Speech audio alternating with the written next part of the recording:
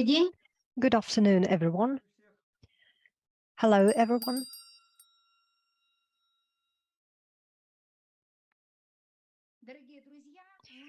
Dear friends, we continue the series of the seminars that are dedicated to the research of Secret Doctrine by Helen Blavatsky. We have come to the stanza 3, Zion. It's one of the major stanzas of all the three books of Secret Doctrine. It forms the cause through which we will form our understanding. We will understand the form, the non-form, the cause and the consequences, and the cycle nature of everything. It's the most important connection between the practice and theory. And here I mean the understanding of cycles. The cycles make the system clear. If people live by cycles in accordance with the divine harmony, it enables us to understand the wave of the flow that never repeats itself. It's diverse, it's beautiful, it is full of light, of sound, and our individual understanding of individual consciousness. Each consciousness understands in its own way, understands through its own sound of its own vibration, harmony that we were able to express and identify in ourselves. It is possible to identify this harmony through our systematic labor. Labor doesn't equal tiredness, because tiredness is not equal to the tension of labor, of work. The form gets tired, but if we have the internal understanding and strivation in our work and labor, then we can increase the speed of our action. And by doing that, we become part of the flow of the evolution. And this kind of labor will never make us tired, and our own body will require the change of labor, the change of the work, and it is the change of rhythm of the tension, but we are still remain in the same flow. And the study that is given for the third millennia has its own pattern, and this pattern is combined by one cause, which means that we're striving forward. Once this strivation comes to an end, there is no pattern anymore. The meaning of life disappears, and this great harmony towards we are internally striving towards also disappears. We are unconsciously striving towards this harmony. Our consciousness lies between the subconsciousness and upper, higher consciousness, and this synthesis of these two planes of spatial understanding becomes possible through the practical study of Agni Yoga, of Kalachakra, of Secret Doctrine. It enables us to have a whole pattern and understanding of the movement and change of cycles. This harmony can be ruined very easily by chaotic actions, but this harmony remains complete if we have our discipline, our will. The systematic study of the Secret Doctrine makes our will disciplined. We learn to study systematically, and we move our flow of knowledge forward. When we listen to our speakers who share their discoveries, their research related to Secret Doctrine, and their understanding of this or that stanza, at this point of time, there is no activity of our consciousness. And here I mean assessments. If we delve into the thought that the speaker is trying to convey through his or her report, we discover something new within ourselves. It's the new understanding, because at that point of time, our disciplined will gave the impetus to the flow, and this pattern is not only united, but it also becomes beautiful. This beauty of the pattern that we are creating together right now attracts people, those who are active, those for whom latent thought, actionless thought, is repulsive. Those people who love life, they can make errors, they can fall, but they get up and move forward regardless. So today it is the final seminar before the summer holidays that will last from June to August. I hope that in summer, all of us, we will have the opportunity to use the impetus that was given to us through the 9 months of studies, when we systematically studied this global knowledge, and we discovered this knowledge within ourselves. I hope we will be able to preserve this harmony of the unified pattern. It is united, although it is full of various colors that are given to it by different speakers. So I congratulate all of you with this seminar, because we've come closer to Sloka 6, stanza 3, and this shloka makes this pattern clearer. Sergei Nasetkin, Olga Tomchuk, and Ksenia Persheva are today's interpreters. Thank you so much for helping us and supporting us at this seminar. Thank you for helping us with conveying the meanings of the speeches of our guests and participants, who are trying not only to understand the forms of the words, but also trying to get through the form into the meaning. And you are part of this wave or the flow that is moving towards forward and into the future. And as a result, together we will see this beautiful, harmonious pattern. And we always start our seminars with having a look at the Nidanas, thoughts of the day. And with pleasure, I give the floor to Vladimir Yary, Theosophical head of the School of Theosophy, Moscow, Russia. We will start, as per tradition, with a meditative thought by Blavatsky for today. The thought is the following: true clemency is in foregoing revenge, when it is in one's power. True patience is in bearing up against disappointments. This is the thought of the day. Each of you should have prepared their consciousness in the morning before this meeting for what we should be aware of. The combination of nidanas and the knowledge Kalachakra enables us to see what is important for today, for us, for this week, for this month, and for this year as well, and for the era, for the century. And this combination should be clear to us, and then we can see the analogies, and the analogies can mean that at first we can have the understanding, and then apply it to action, and vice versa. So this enables us to have the realization. These are important flows.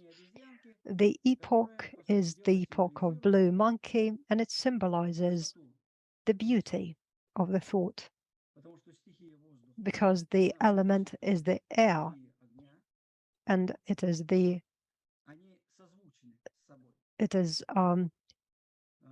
in harmony with the element of fire. What should be reflected or manifested within us? It is the feeling of beauty, because the beautiful thought accumulates this sense of beauty, and the whole epoch does that as well. The whole epoch means that the beautiful thought creates the sense of beauty. The age is the age of the white dragon. The white dragon gives us the following thought. It is the manifested wisdom. The ray is green. It is under the dragon's nidana. It is the synthesis. The synthetic thinking requires independent approach within this age. During this century, this age, all of us need to have this independent synthetic art. And then, if we have this art or skill, we can, with wisdom, look at the reality. The year of black hair is knowledge, and the black color is the element. It symbolizes the female principle. It is the second one together with the black tiger. From the very beginning, the noumen, the potency of knowledge, is present within this year, and this noumen of the potentiality should get closer to the phenomenon.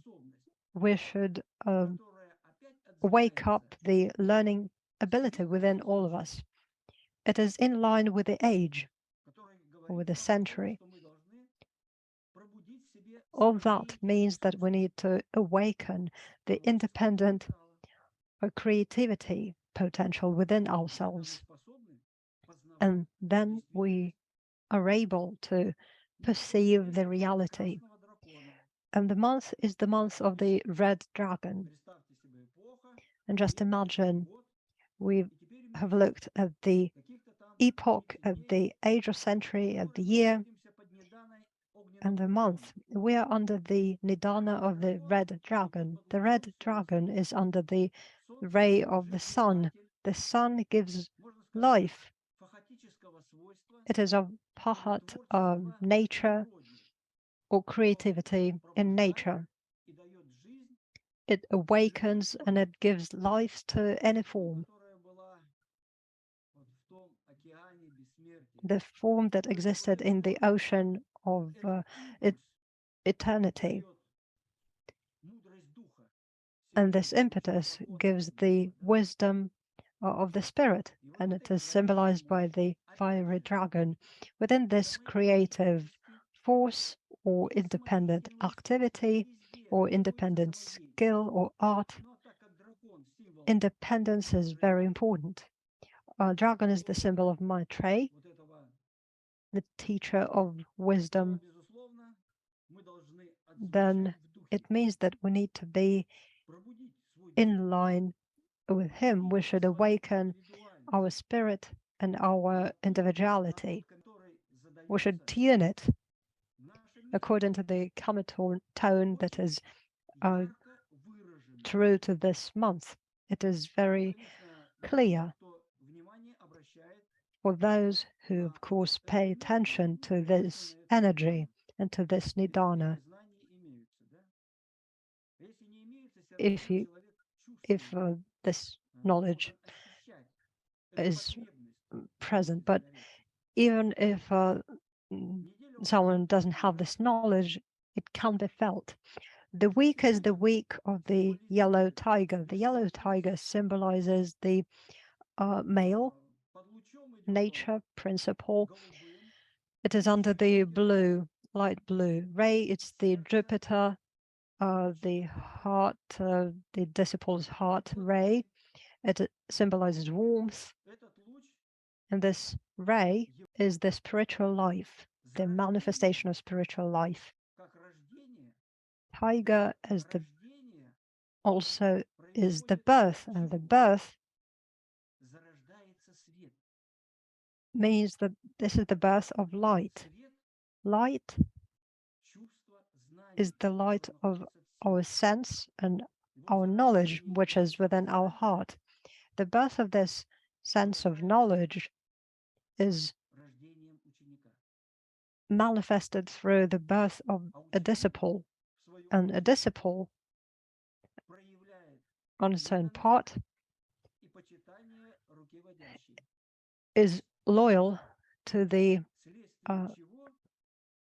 hand of the teacher, and as a result, the disciple is able to implement all the tasks.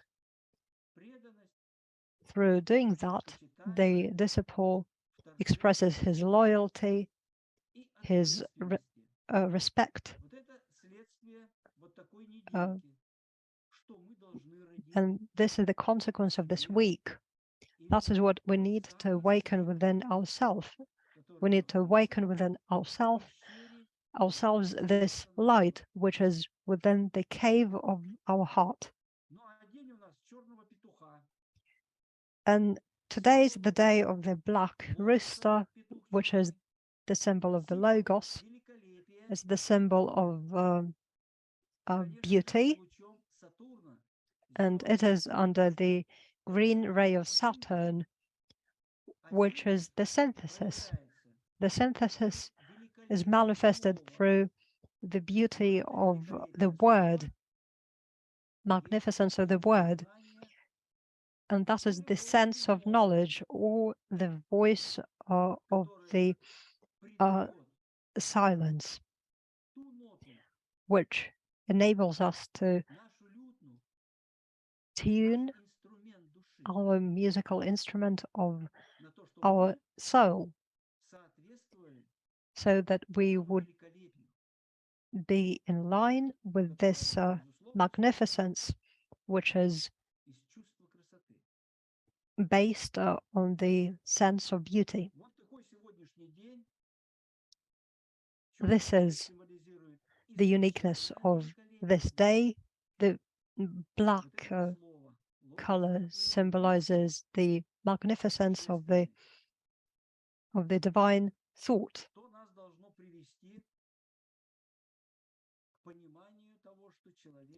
It will lead us to understanding that human beings are thinkers, and we have free will.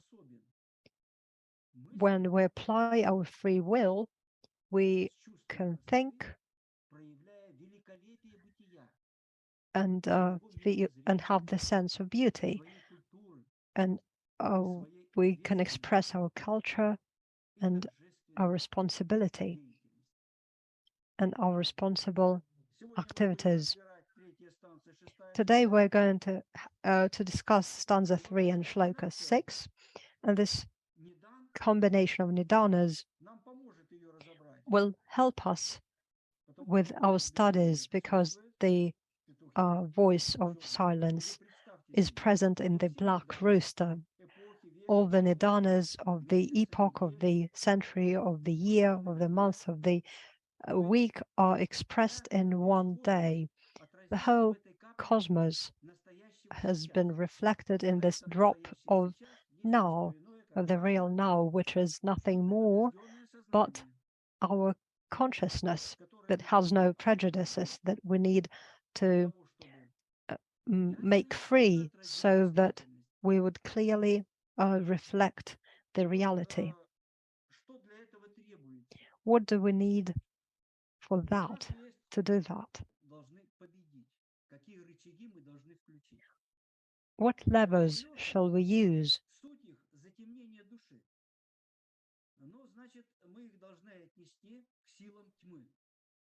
There are the forces of darkness, And victory is the nature of the radiant light.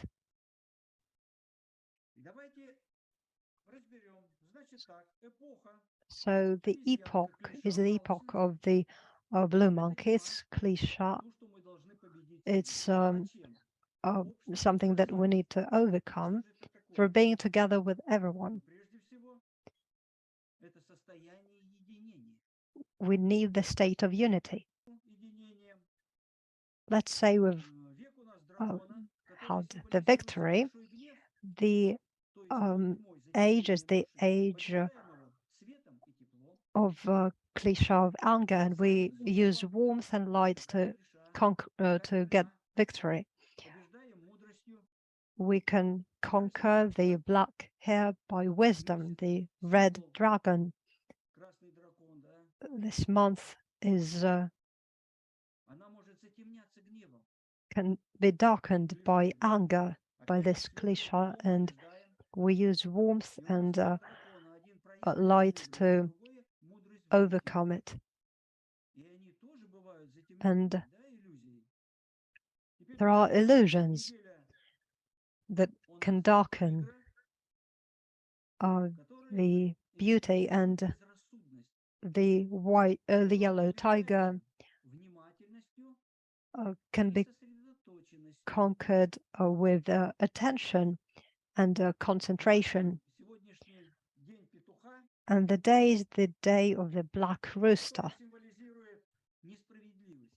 It symbolizes unfairness, but it can be conquered by fairness.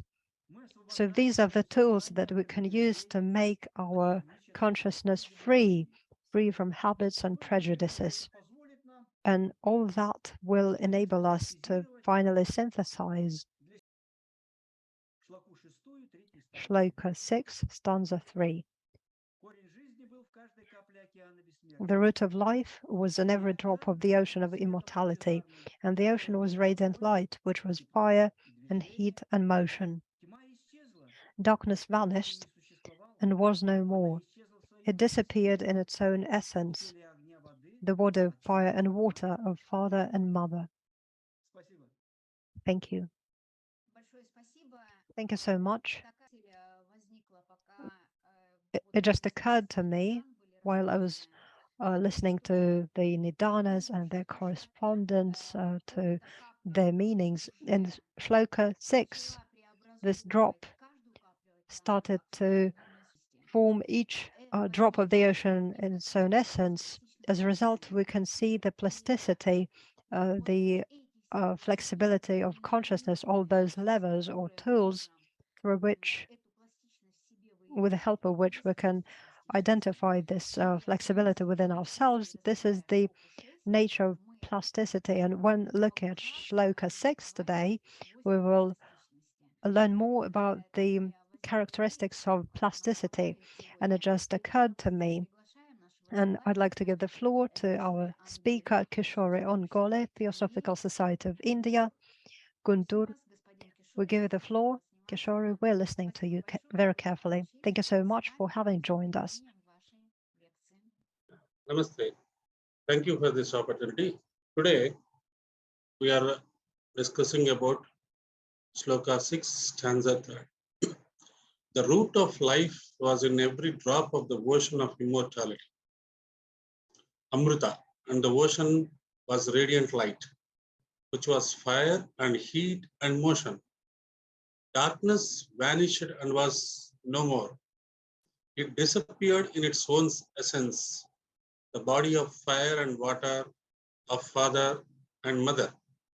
So this is the sloka. Let's pick some words from the commentary and discuss about that. The essence of darkness being absolute light. Darkness is taken as the appropriate allegorical representation of the condition of the universe during the pralaya.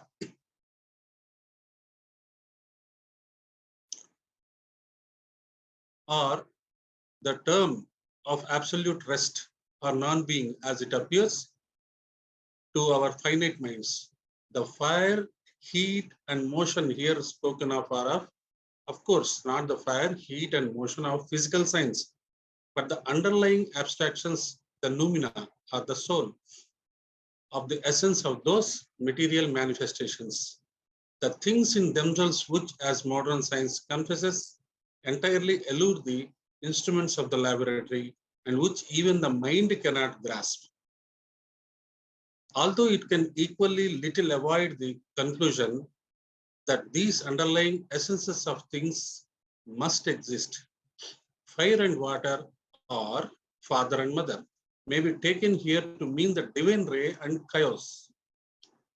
Chaos from this union with spirit, obtaining sense, shown with pleasure, and thus was produced the protagonos, the firstborn light, says a fragment of Hermes. According to the tenets of Eastern occultism, darkness is the one true actuality, the basis and the root of light, without which the latter could never manifest itself nor even exist. Light is matter and darkness pure spirit. Darkness in its radical metaphysical basis is subjective and absolute light, while the latter, in all its seeming effulgence and glory, is merely a mass of shadows, or it can never be eternal and is simply an illusion or maya. In the previous stanza of Sloka, there is one line. We have to understand it to understand this. The root remains, the light remains, the curse remain, and still, O ye O who is one. O ye O who is rendered father, mother of the gods in the commentaries, or the six in one, or the septenary root from which all proceeds. All depends upon the accent given to these seven vowels, which may be pronounced as 1, 3, or even 7 syllables by adding the E after the letter O. This mystic name is given out because without a thorough mastery of the triple pronunciation, it remains forever ineffectual. O, ye, ye, who is the triple pronunciation. We can spell it, pronounce it as who, ohu, and oeyehu. The triangle becomes quaternary. The trinity becomes quaternary. 3 expands to 4. The root of life, as explained, is everywhere in the ocean of mortality. Amrita mentioned here are elixir of life. Let us discuss here what is elixir of life. It is nothing but our breath, or swasa, inhaling and exhaling. Now pronounce it with O-E-A-O-O with your breath. Then you can understand the power of that sound. The breath is the life. The breath creates life. The breath is in the light, is the light in the darkness, as it is told in the commentary. Here we can explain it as Tamasoma Jyotirgamaya. Take me to the light from darkness. In this context, darkness is avidya or ignorance. Only in this context. We have to discuss about this. Let us take the example of day and night. The light is there, sun is there always, but our perception is we are in darkness in the nights. Even the darkness, we have to see it as a reflection of light. Then we can live beyond a life, beyond light and darkness. According to the tenets of Eastern occultism, darkness is the one true actuality, the basis and the root of light, without which the latter could never manifest itself nor even exist. Light is matter and darkness is pure spirit. Darkness, in its radical metaphysical basis, is subjective and absolute light, while the latter, in all its seeming effulgence and glory, is merely a mass of shadows, as it can never be eternal and is simply an illusion or maya. Darkness is an opposite of light. Darkness and light are the two sides of visible world. Both are relative. Can we say darkness is the perception of an observer? Let us think about this. What is light or darkness to a blind person? For a blind person, both are the same. We have to question ourselves. Matter, life, consciousness exists in every particle, whether it is in darkness or light. We also have to realize that darkness is taken as the appropriate allegorical representation of the condition of the universe during pralaya, or the term of absolute rest or non-being, as it appears to our finite minds. Here, we can discuss this as we discuss here the condition of the universe during pralaya. We can also think about ourselves. What is the condition of ourselves during the deep sleep? That is a little bit understanding of the status of pralaya uh, after the end of the creation. Amrita, we can understand here is life force. It is there everywhere. It is there in even every particle in our life breath. Light is radiant because of fire, heat, and motion. We can also understand it as they are all part of whole consciousness. In physical laboratories, scientists use fire, water for the movement of or observing the particles which affect the physical world. Likewise, to bring the positive effect in nature, fire and water used in the Vedic sciences of yajnas. Fire and water are most important and part of Buddhist rituals too.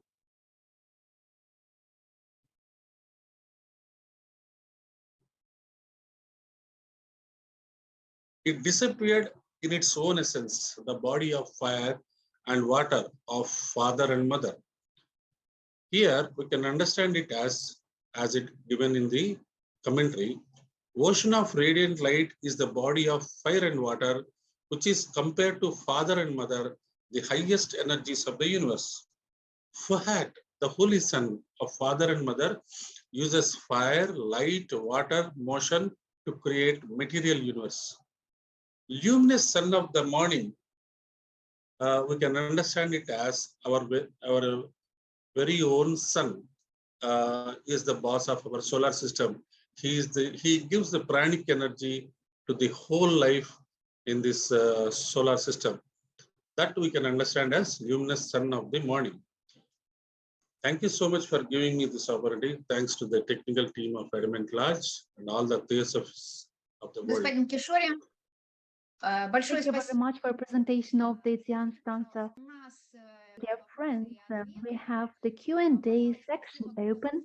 Please, if you have any questions, you may ask them in our Q&A chat, and we will be glad to answer all of your questions at the end of the seminar.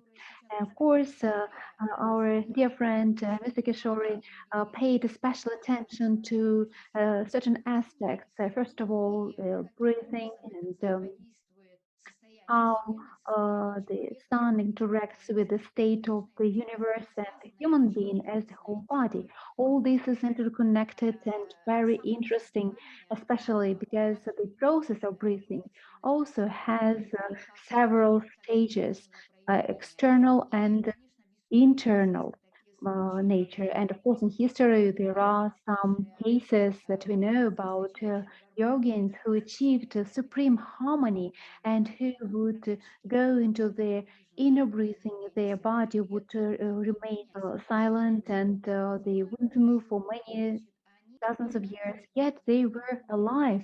They were feeding themselves with this internal breathing, which also exists, and it is as real as external breathing we all used to. It is a very interesting observation. Thank you very much for this insightful lecture. And we are happy to welcome Churyatov Mikhail Nikolaevich, who is the corresponding member of the International Academy of Ecology and Life Protection Sciences, advisor of the Russian Academy of Natural Sciences, member of the Board of Trustees of the International Rodic Memorial Company, Kulu, India. Mikhail Churyatov, Russia, St. Petersburg. The floor is yours.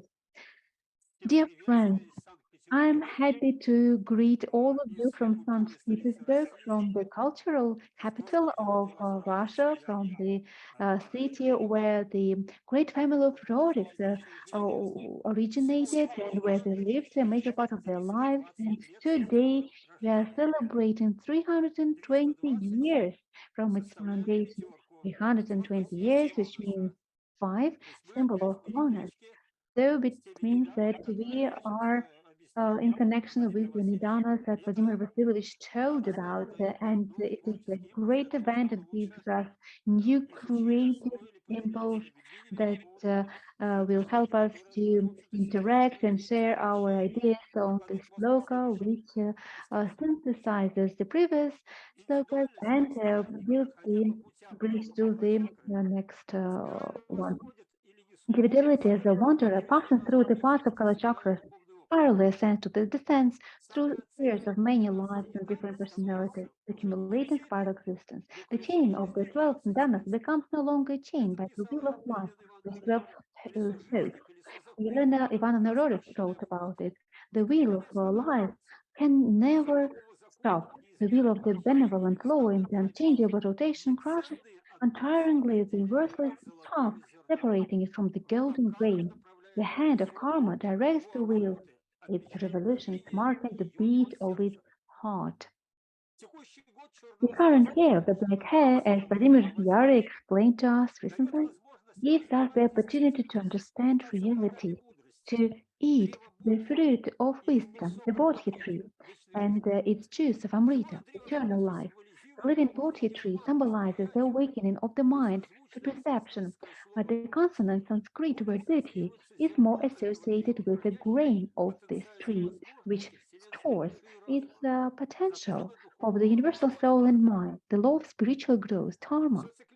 The whole cyclic journey from sowing the grain to the growth and flowering of a tree, the appearance of a new fruit in it, and the multiplication of grains can be called a spiritual path of perfection. One may recall the ancient German-Scandinavian myth explained by Elena Petrovna Blavatsky in The Secret Doctrine about the ash tree of life, Yggdrasil, which represents the past, present, and future and communicate to people their destinies. It's praised daily with waters from the sacred earth spring, so that this tree stays green till the last days of the golden age.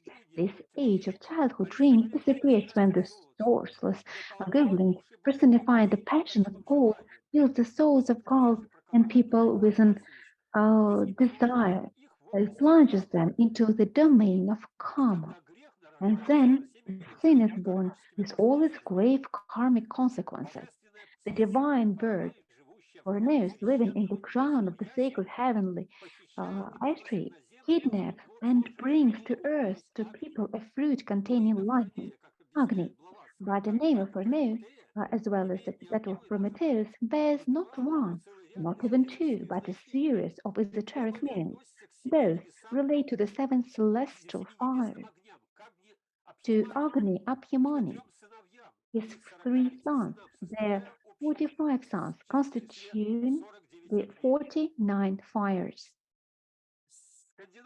Scandinavian ash tree is related to Hindu Ashwatha, an inverted tree with roots in the sky. It is mentioned in the Rig Veda, the Atharva Veda, Upanishads. It was under that tree that Buddha got and achieved enlightenment. And the Sanskrit word bodhi, which means awakening or awareness. All these elements are similar, the bodhi tree and ashwat tree. Blavatsky clarifies that the Gogod, the Hellenic tree of life, and the Tibetan Sangun are one with the Kabbalistic Sephirothal tree, and even with the holy tree by Ahura Mazda and the tree of Eden. The serpent or the dragon dwells in all these mythological symbols of life. Blavatsky explains that Odyssey had two heads, and then it transformed in this spiral. And also, this is that's close to the same roots of the tree which has its roots in the under earth and up to the sky and in the middle. Blavatsky explains, while the macroscopic tree, the serpent of eternity and absolute wisdom itself, those who dwell in the microcosmic tree are the serpents of the manifested wisdom. One is the one and all. The others are its reflected parts. The tree is Manas himself, of course, and the serpents dwell in each, the conscious Manas, the connecting link between spirit and matter, heaven and earth. Everywhere it is the same. The creating powers produce man, but fail in their final object. All these logos strive to endow man with conscious, immortal spirit reflected in the mind.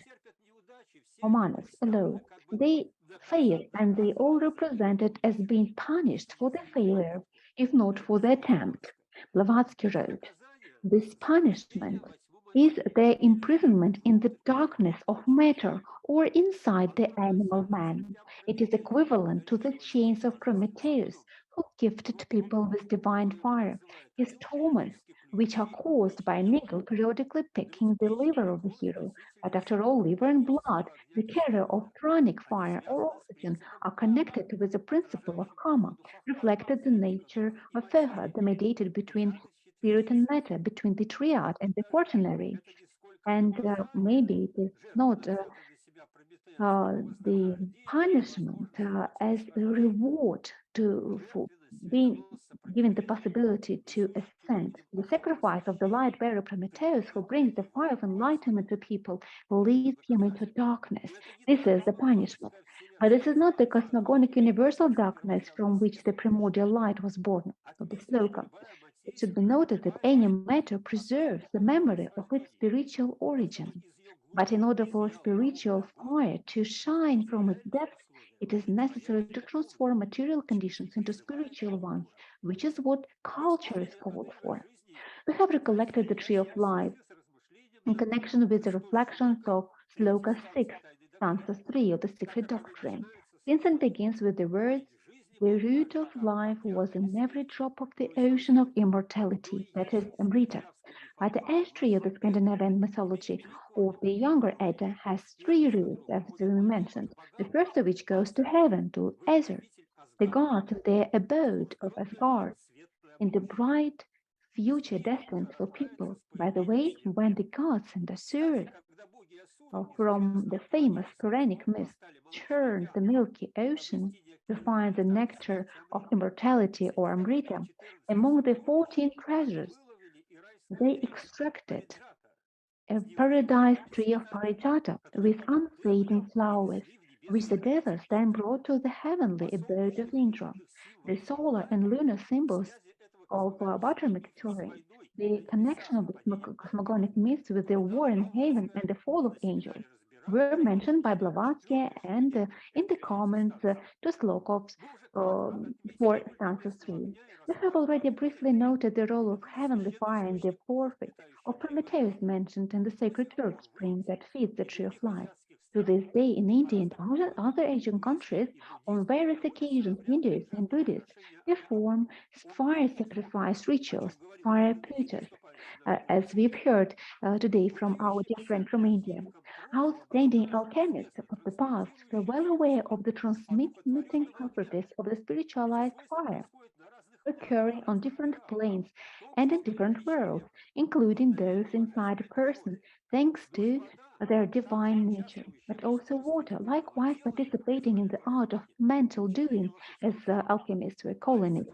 To obtain the philosopher's stone was personified by the universal virgin, the primordial matter, the waters of life or akasha, those mundane reflections in astral light, the same as sidereal light of Paracelsus, and it is connected with one of the main secrets of alchemical work with the energies of the etheric substance and with the skill of obtaining a universal solvent, akahest.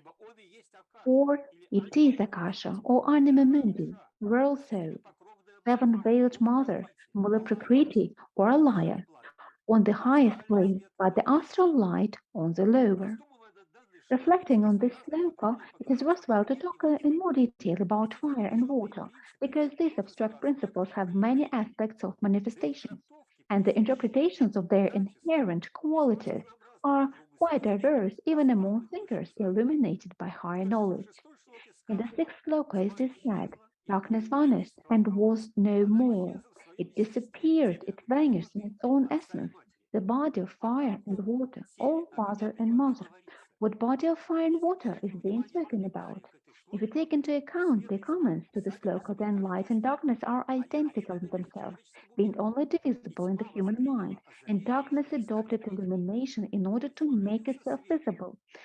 It means light manifested, designating the bodies of fire and water, which were previously united in the second logos as the father-mother, and after the fire, colorless in the beginning, manifested itself in the fourth aspect, already accessible to our perception.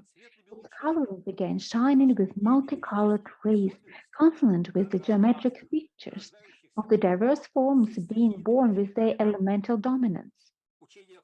The teaching of the temple explained the tremendous energy stored up in a radiance from light in terms of color can now be appreciated to some extent, but the elementals in form which live, change form, and die to live again in every flash of color are unrecognizable by the physical senses. The true occultist not only knows all these wonderful facts, he is able to use them to his own advantage and to the advantage of the world in general sense. It is the teaching of the temple lesson, unity. But after all, the mother water in its nature also contains the qualities of fire. It is composed of 1/9 of hydrogen. Everybody knows it. Every school girl, boy, a very inflammable gas, as we are told, and without which no organic bond is found. It belongs to the karma principle, karma rupi, the shape, but integrating it. 8/9 of oxygen, which we are told produces combustion when too rapidly combined with the body and represents the principle of prana. It is not a local principle, it is omnipresent principle. About water, answering questions about the Sloka on February 28, 1889 in London, Blavatsky says, what is water but one of the forms of primordial fire in a cold or latent and fluidic form? It is nothing else. This is, in reality, what water is, the cold and fluidic state of fire. It is the female aspect of fire, as the matter is the female aspect of spirit. Let us add that the process of taking forms is essentially connected with water, with the occult principles of form inherent to the quality of water. Without it, no form can exist, neither in the mineral, crystallization water, nor in the vegetables or animal kingdom. The theogenesis clarifies that in man or animal, this principle of form and tendencies and characteristics of the lower mind are stored up in the watery part of the blood stream called serum. The serum of the blood has all the potencies of form and is stored up by hereditary transmission in any particular species. It is analog of the Virgin Mother, the waters of great deep Akasha, repository of the essence and potencies of all forms and qualities up to the fifth plane of cosmical process. The ambivalence towards fire can also be judged by Blavatsky's other answers in London the question about the Sloka in the Secret Doctrine. Now you're asking about the various meanings of the term fire in the Secret Doctrine. Under this term, the occultists comprehend everything. Fire is the universal deity and manifesting God's life. Fire is ether, and ether is born of motion, and motion is the eternal, direct, visible fire. Again, light sets in motion and controls all in nature, from that highest primordial ether down to the tiniest molecule in space. Remember the central text where motion is the alpha and omega of what You call electricity, galvanism, magnetism, sensation, moral or physical thought, and even life on this plane. It is motion which is the alpha and omega of all that, and motion is simply the manifestation of the fire, what we call the dark fire. The Sloka we are considering speaks of fire, the divine ray, and water as chaos, with its inner potentiality. After all, the chaos illuminated by the ray shone joyfully and already consciously. Yet Blavatsky answering questions clarifies. Now listen, when we say that the fire is the first of the elements, it is only the first in our visible universe. This fire of which we speak, which every one of us knows under its various forms, and that fire that we all know even on the highest plane of our solar universe, the plane of laws A and G. In one respect, fire is only the fourth, for the occultists say, and even the medieval Kabbalists say, that to our human perception, and even that of the highest angels, young Hogans, the universe deity is darkness, and from this darkness, the first appearance of Logos is. What do you think? Asked Blavatsky.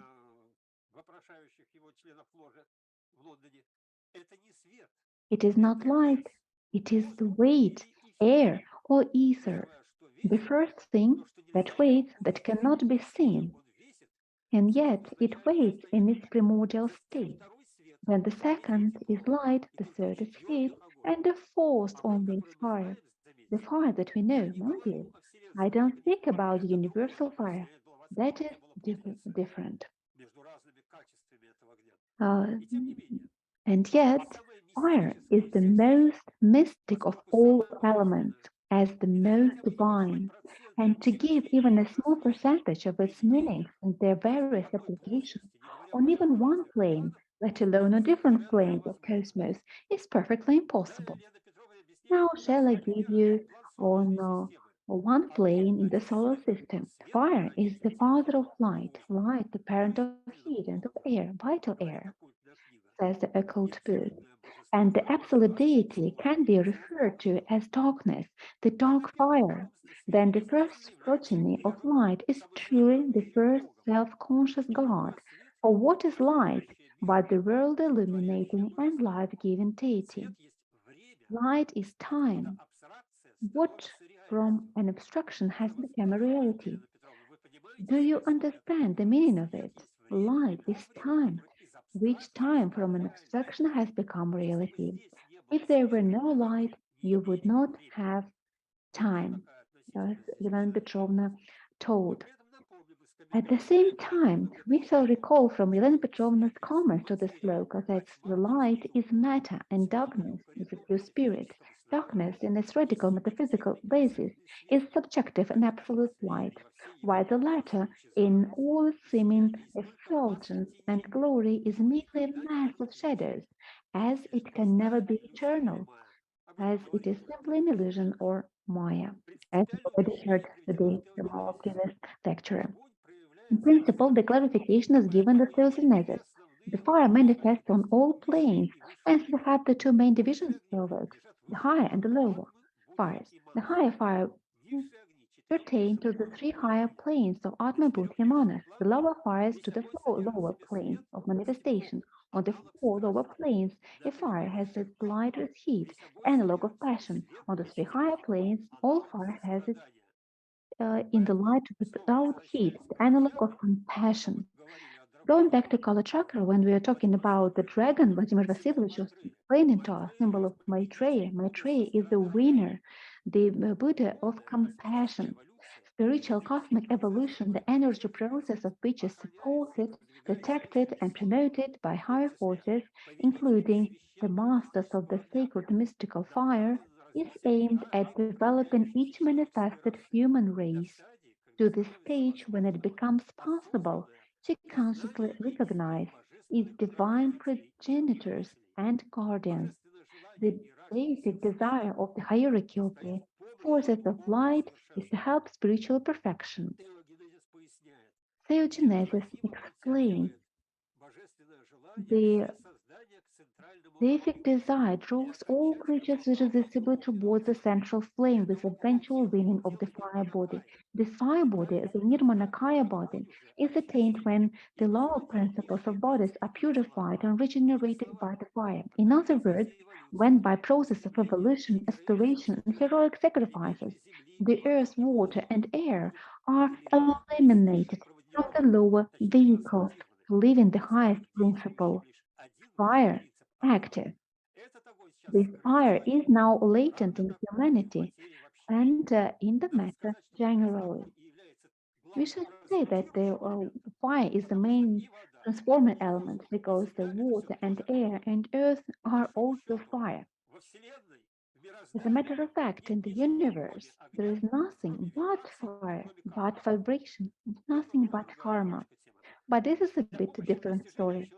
To help humanity achieve fraternal unity and harmony, to consciously reveal the connections of the microcosm with the macrocosm, to cooperate with the hierarchy of light, to comprehend and follow the cosmic laws of spiritual evolution, fiery transformation, transmutation of the lower elements into the higher, the secret doctrine and Agni Yoga were given to people by the Mahatmas. The above-mentioned fourth position of the aspect of the Logos, or the fourth plane of manifestation of fire emanating from darkness, immediately suggests the idea of the cross. Similarly, the notes of the hope or heart connect in spirit with matter can create garlands of luminaries and star systems to with smaller nodes, planets, and all of them affect microcosms. Sohat weaves all this as a matrix which reflects in the lower planes. Also, some people call it a spider, the spider weaving, connecting the spirit with the matter. The union of spirit and matter forms a cross, which in ancient cultures of many peoples was directly connected with fire. The cross and fire were the most common and well-known symbols of ancient astronomical systems, which left many traces in Christian and other religions. They are associated with the symbol of the sun. The ancient Aryans used both symbols as signs of Agni, especially honoring the swastika. The Scandinavian god of thunder, Thor, had a hammer, Mjolnir. It is associated with the swastika and is similar to the Tau cross, which, like Ankh, was common in the ancient Egypt. The Egyptian cross is the symbol of man, earth, and life. In Egypt, Ankh meant soul, life, and blood. This is an animated living person that comprises septenarity, seven fold sword like Jupiter armed with lightning holes in his hand, the symbol of power, not only over mortals but also over the evil spirits of nature. In Freemasonry, the Grand Master has a similar wooden hammer. However, modern judges use a similar hammer. Rarely we are thinking about its origin and symbolic meaning. The symbol is found also in Greece, Mexico, Peru, and of course in India. Blavatsky knows that the cross and fire are so closely associated in the esoteric symbolism of nearly every nation because of the combination of these two powers they address the whole plane of the universal laws. In astronomy, uh, physics, chemistry, and the whole range of natural philosophy, in short, they always come out as the visible cause of the visible result. And only metaphysics and alchemistry, or shall we say metachemistry, since we prefer coining a new word to shocking skeptical ears, as HPB told, can fully and conclusively solve the mysterious meaning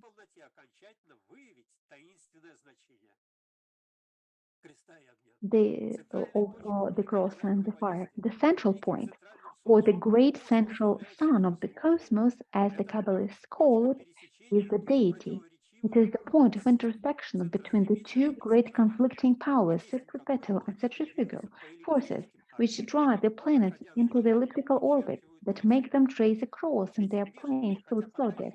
Those two terrible, though as yet hypothetical and imaginary powers, preserve harmony and keep the universe in steady, unceasing motion. And the four bent joints of swastika typify the revolution of the earth upon its axis. Plato calls the universe a blessed God, which was made in a circle and decussated in the form of the letter X.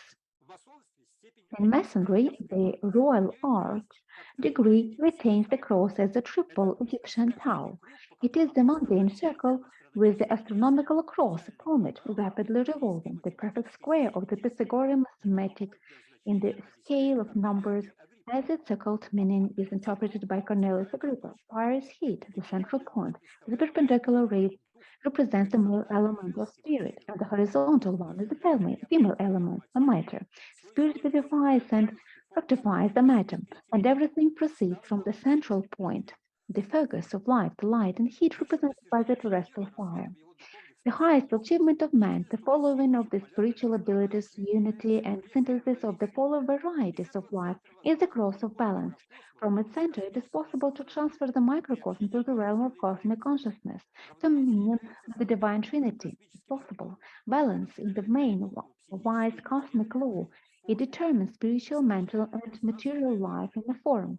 The universal spatial energy is spiritual fire. It has no personal coloring, but this energy passed through thought becomes a psychic energy at different levels of manifestation. The thought of the heart, not the brain, is saturated with special sublime fiery qualities because the all-binding power is embedded in the heart. Helena Rorik, in her notes of conversations with the teacher devoted to universal fire and psychic energy, tells fire energy needs to be combined with thought, then fire reveals all the qualities of the psychic energy. The main element of fire is the connecting principle, and its combination with various qualities of the one energy reveals an innumerable number of elements. So all the variety of elements, all the so-called types of energies, electrons, isotopes, ions, are only different qualities of the same energy. Universal energy is like a psychic life in every atom, in every cell of everything. The highest aspect of universal energy is psychic energy.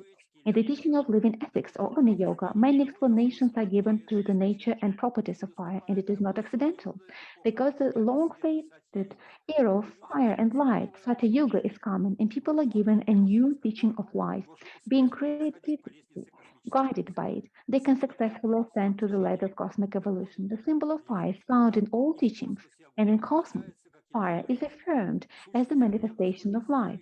The substance of fire is so radiant that it is impossible to define and describe it. The cosmic breath is the fire of space. All cosmic manifestations are permeated with fire, and human thought is the fire. Thought gives form, thought gives direction, it gives life, it gives creativity. It imparts attraction of a drawing a magnet. When the spirit lightens its fires, thought creates the equation of materialism. The cosmic thought is comprised in the fire of communion. The spatial fire contains the striving energies. Cosmic fire is boundless in its saturation, in its manifestations. Thus, the cosmic fire strives with the cosmic magnet. It is the living ethic big. Indeed, in the main spiritual teachings of different peoples, there is a symbol of fire. Blavatsky in 1881 wrote in Theosophy that the fire means heavenly truth, and the smoke of incense waved into the faces of worshippers, imparting the knowledge thereof, the everlasting firebird of Zarathustra. The mortal who approaches the fire will receive a light from divinity. Krishna informs Arjuna in the Bhagavad Gita that God in the fire of the altar. I am the fire, I am the victim. The Flamens, priests of the Etruscans, were so named because they were supposed to be illuminated by the tongues of fire, Holy Ghost, and the Christians took the head and the scarlet robes of the cardinals symbolizing the fire of esoteric divine knowledge. Pure and happy are they, says Ferdowsi, the Persian poet, who, while worshipping, while supreme wisdom, contemplate in sacred flame the symbol of divine light, the Kalachakra of the Vedas. A mage says persons, when entering the temple, performs an incarnation when finished. All the wood in the altar becomes enkindled with the fire and emits a very splendid flame. Prometheus of Pramata Isla, the divine son of Ix in Sanskrit, brought fire from heaven. In the ancient Irish manuscript, Zarathustra is called Ergol Clems, the golden hand. hand which received and escorted celestial fire. It's appropriate to note that it's also spiritual fire, light, the first veil of manas, akasha, and also an invisible spiritual sun that feeds our manifestation sun with this crown, saturated with the rays of materialist that can be seen during the eclipses. The higher powers are colored with the radiant matter. Some physics see the manifestation fire and inversion and intense white light.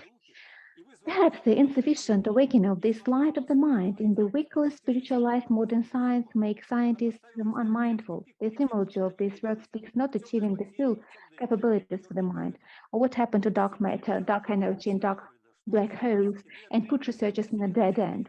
10 years ago, it was already established that the total mass energy of the observable universe consists of 68.3% dark energy and 26.8% dark matter. That is only 4.9% of matter and energy remain relatively studied by modern science. These unusual states were discovered only through gravitational interactions. But we have just quoted Blavatsky that for our perception, the first manifestation of the deity Logos is not light but weight, and where there is weight, there is gravity. The existence, in addition, of Einstein's general theory of relativity, or many alternative theories of gravity, confirms that urgent need for qualitative revolutionary changes in the scientific worldview, the cessation of the construction of the new Babel towers, and the arrival of a new scientific picture of the world.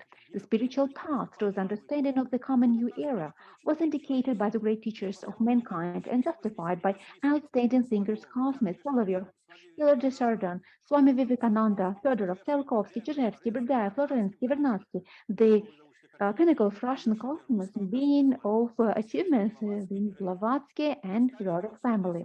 The evolutionary time has come for science after overcoming age-old prejudice to reasonably recognize that the ancient wisdom of the East has long known, namely, that our real visible universe is only Tulis Lira, the gross body of the sevenfold cosmos. And even admitting that the bodies observed by modern methods are the result of condensation of the primordial matter, scientists will face the fact that a process that created the real universe are infinitely more complicated than those that can be covered by this theory. Spiritual methods of cognition have long revealed to the most advanced and wise people that even in our solar system there are invisible planets that affect people's lives. But in addition to our dense world, there are subtle and fiery worlds with their many layers and inhabitants. And there is a fourth and even more dimensions of space, or the fourth quality of matter, the permeability. But the conscious life of the human essence doesn't end with the dropping of the physical body, that the thought itself is one of the highest fiery forms of universal energy, and that in the subtle world everything moves with the thought, but the dense world only rarely admits subtle qualities and properties, and the meaning of using fire energy lies not in the realm of will, but in the realm of heart, boundless spiritual impossibilities of energies which are really little studied and applied as much more. Despite the higher knowledge discovered by the great teachers from the end of the 19th and 20th century, secret doctrine, the teachings of the temple and the teaching of living ethics makes many scientists are very timid about the spiritual gifts and poetry for humanity and drop their belly to cover their back of aiding scientist terrorism. It is very important to talk about this psychic energy. These gifts were given to the humanity to so that we can fully change our health care system, so that we can understand different levels social processes and cosmic laws. And let me start with the teaching living ethics state. Thus, upon the principle of fire, the world is regenerated. The fire of centers, the fire of spirit, the fire of heart, the fire of achievement, the fire of attainment, the fire of hierarchy, the fire of service. These constitute the principles of the new world. The blended our self-consciousness will create the new highest, will verify the great banner of peace to the entire world. Thank you very much. Thank you very much, Vladimir Nikolaevich. You're always so informative and so rich with information. Thank you for this guided trip that you have provided with. Thank you for beautiful words, and you managed to join Genesis and the living ethics give us all these notions. Thank you very much.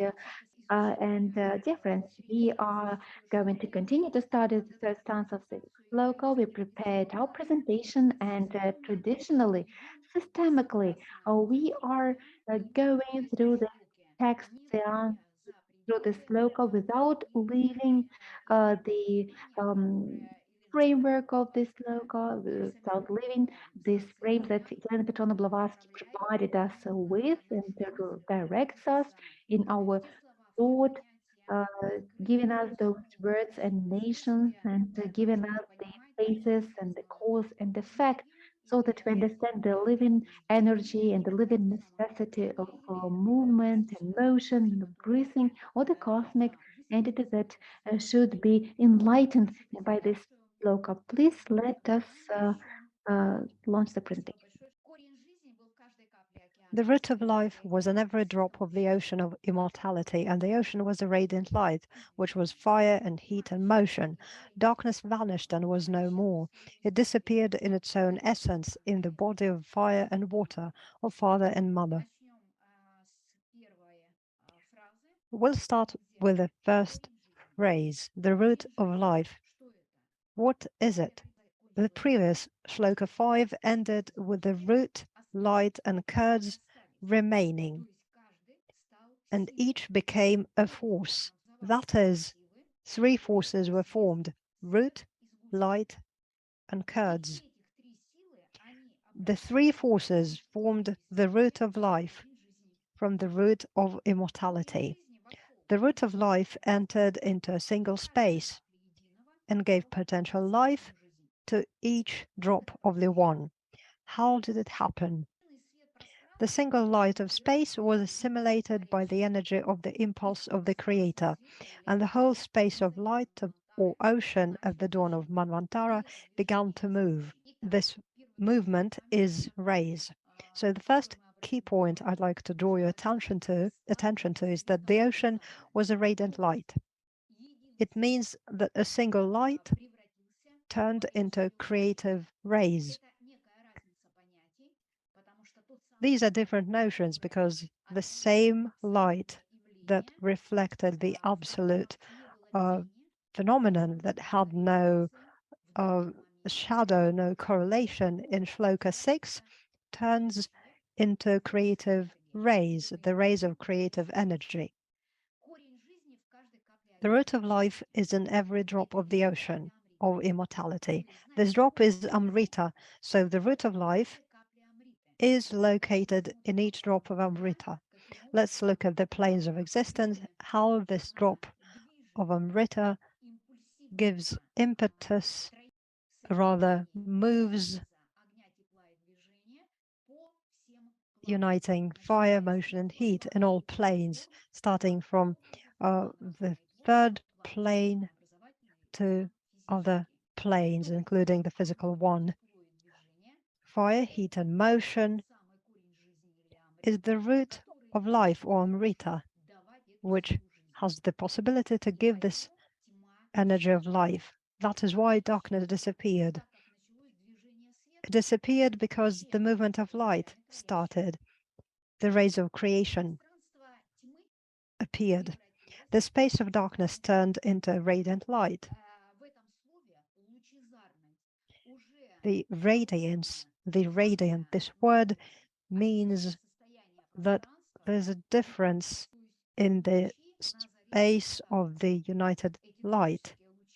These are the creative rays at the dawn of Manvantara. They became the foundation for the life energy. What is the essence of darkness? The essence of darkness is the light that has been hidden, and it is preserved in Pralaya, and it manifested according to the law of cycles with the dawn of Manvantara. Darkness vanished, as I said, so darkness turned into light, and it was dissolved by light. It disappeared and was no more. So the darkness will not exist during the whole cycle. The cycle is equal to the whole Manvantara. Since the darkness has dissolved into the body, this body was of fire and water, father and mother. The body of fire and water, father and mother, is the protagonist, the primary light, the firstborn, the Lucifer. Lucifer, the spirit of enlightenment and freedom of thought, is metaphorically the leading beacon that helps a person find his way through the reefs and shoals of life, because Lucifer is the logos in his higher aspect and the adversary in his lowest. Both of these aspects are reflected in our ego. We can see the higher and lower egos. This is the twofold nature of higher and lower Lucifer, or the bearer of light. Roerich says that for the uninitiated, the astral light can be God and the devil simultaneously. So through each point, it can be either God or the devil. This is the infinite space that vibrates with magnetic and electric points. They give life and they bear death. These are waves. And we're talking about cycles here, the cycles that change each other. This is the state that turns into life. Chaos itself, having received consciousness from merging with the spirit, shone with joy. And so the protagonist, the primordial light, was generated, says a fragment of Hermes. Ray and chaos shone with joy. This phrase, shone with joy, corresponds to the symbol of three rays that emerge together. Once the three have this internal form and merge together, then they shine with joy. The protagonist, the fire, contains everything. The fire is Father, the supreme ether is the primary primordial light, and also includes the sun. Light and darkness are identical in themselves. They're separated only in the human mind. Darkness has received illumination in order to become visible.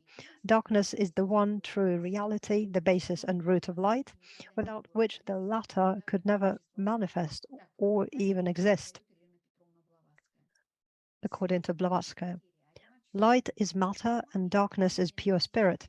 Darkness in its root is a metaphysical basis, and it is subjective to absolute light, whereas the latter, in all its apparent radiance, is only a mass of shadows, for it can never be eternal and is only a simple illusion of Maya.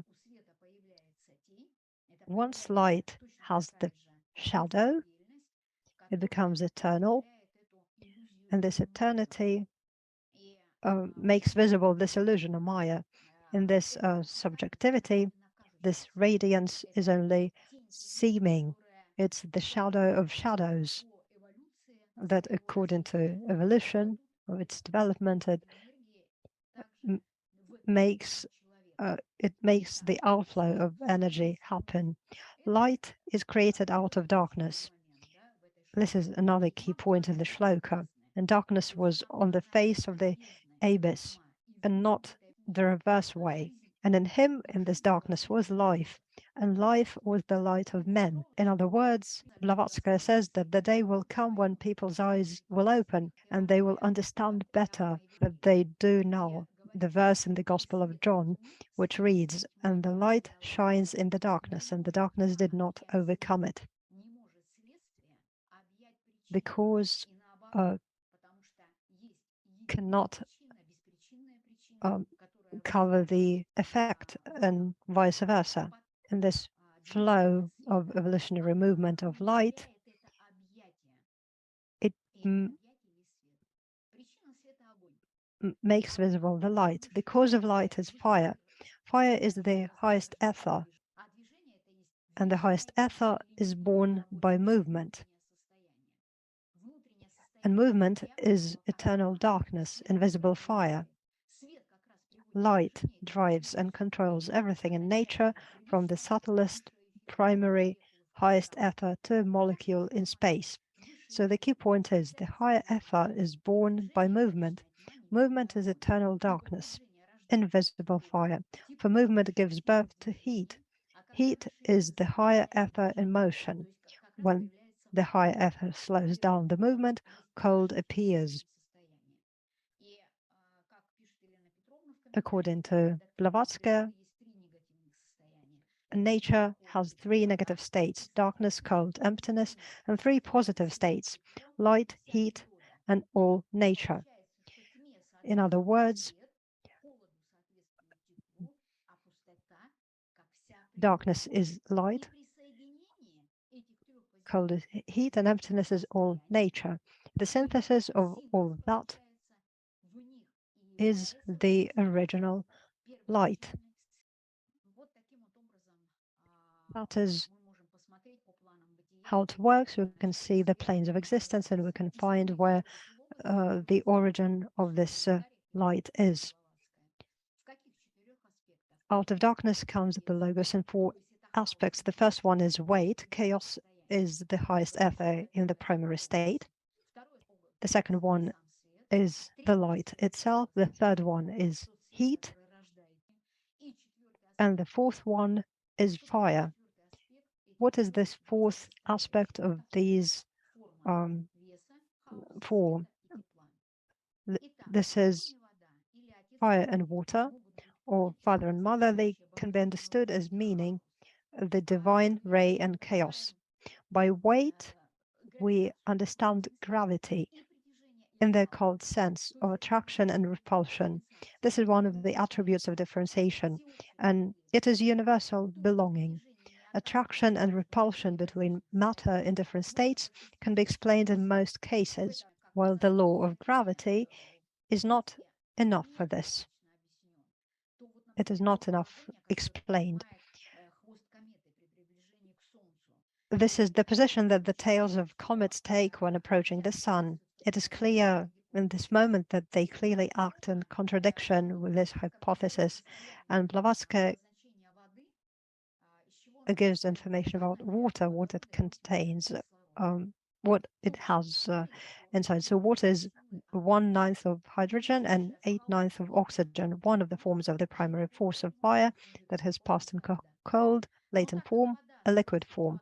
The liquid form is water.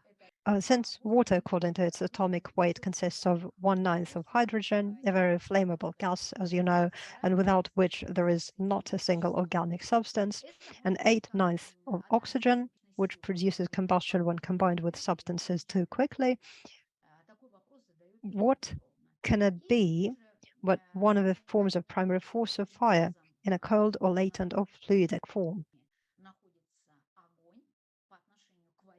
Fire is in the same relation to water as the spirit to matter. 1/9 of hydrogen, if we divide it, we get 0.1, 1, and so on. And 8/9 of oxygen corresponds to 0.8, and it is matter. Thus, fire and water are like spirit and matter. If we sum these 2 figures, we get 0.9, or 0 and 9. What does it mean? What is the symbol of these, the symbolic meaning of these figures? Creative ray is 9. It is in space, or it is the future Fahat manifestation. 0 is sphere, or space. So the first radiance of light takes place there. There are 11 digits of figures there. The digits of 9 multiplied by 11 is 99. 9/9 is water and fire, and they become equal.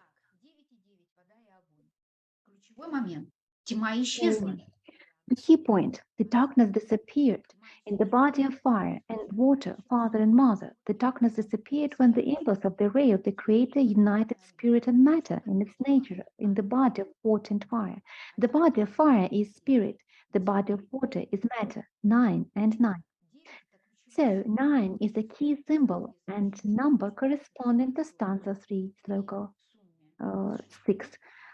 3 plus 6 makes 9 as well, which makes us thinking that this key point and the internal numbers provide us with the right direction of understanding. So the motion is eternal in itself, and in the manifested cosmos, it is the alpha and omega, or what is called the electricity, galvanism, magnetism, feeling, moral and physical thought, and even life on this plane. Thus, the fire on our plane is just a manifestation of life emotion. The key point, a single element is a single divine principle or absolute, containing the potential of all things and therefore all of it. It carries in itself an eternal process of disclosure of perfection. Thus, the fire in our plane is simply a manifestation of ocean or life. The fire begins its movement by phaetic forces or creative rays. And this is how we come to the thought that we started with, that there are creative rays when every drop in the ocean of immortality, there is a root of life or amrita. In other words, Thohat is called the thread of primordial light, truly the tangle of Ariadne's thread in its maze of chaotic matter. This thread runs through the 7 planes, tightening into knots, uh, gathering the heat and light and water, and goes through 7 planes and makes knots on every plane. Why? Because of every knot we see separate pattern and connection. Since each plane is sevenfold, 49 mystical and physical forces are thus obtained. Large nodes from stars, suns and systems, smaller ones from planets, and so on. The most important center is the sun. The sun has only one definite function. It gives an impulse of life to everything that persists and lives under its light. The sun is the beating heart of the system. Its every beat is an impulse. But this heart isn't visible. No astronomer will ever see it. What is hidden in this heart and what we feel and see, its visible flames and lights can be compared to the nerves that control the muscles of the solar system and the nerves that are outside the body. That impulse is not mechanical, but a purely spiritual nervous impulse. Then let's go to the conclusion. The ocean or space received a spiritual impulse and it became a radiant light. Darkness vanished in the creation of the rays of the One. The body space of the entire nervous system of the universe began to function. The processing and exchange of the information of each organ feeling in its single body began. And this exchange became an exchange of various internal light streams, thereby transfiguration, transformation, and multiplicity of light illuminated the entire space. Darkness vanished because the movement of life began. During this period of evolution, corresponding to the events described in the stanza 3, Sloka 6, the nervous system of the universe is being created. A cumulative, integral, morphological, and functional system that will allow, as an integrated system, to link all future regulatory systems of the universe into one whole. What does it mean? In this period of evolution, which corresponds to stanza 3, Sloka 6, was created the immunity, the spiritual immunity of the universe. Thank you very much for your attention. This is how we saw the revelation of the letters and notions that were given in this sloka. We came to this conclusion that at this point was the spiritual immunity of the universe created. Of course, later on it will be provided to the whole humanity and to every one of us. And if you want to be healthy, really healthy, we should understand what this immunity consists of. how it was created, how it was given to the universe, all these transformations and configurations, and how it all happens on that higher plane. Thank you very much, dear friends, for the questions. Let me read the first one. In the comment, it is said, the darkness perceived light so to become visible. Visible for whom? Vladimir Vasilyevich will probably start, and our scientific research group will continue. Visible for human, for consciousness. This is the idea. Well, we see that we have Sergei Vitalovich Kolganov joining us, the professor of philosophy, chair of Moscow Education Institute, candidate of philosophical sciences.